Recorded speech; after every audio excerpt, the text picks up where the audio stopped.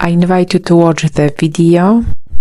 The entire process is shown in real time, no speeding up or skipping parts, so whether you're new to pouring or simply enjoy watching colors blend slowly, this footage is perfect for you.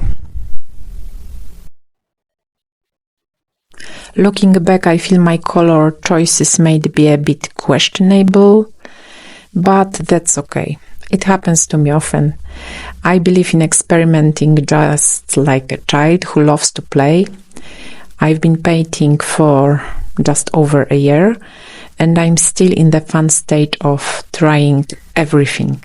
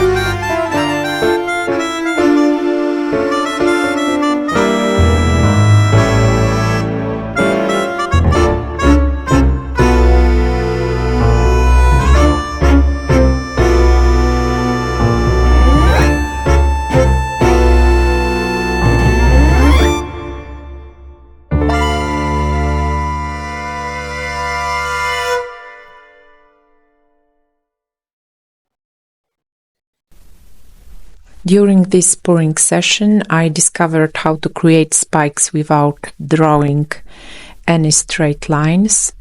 They're growing out of nowhere. Thank you for watching and enjoy the process.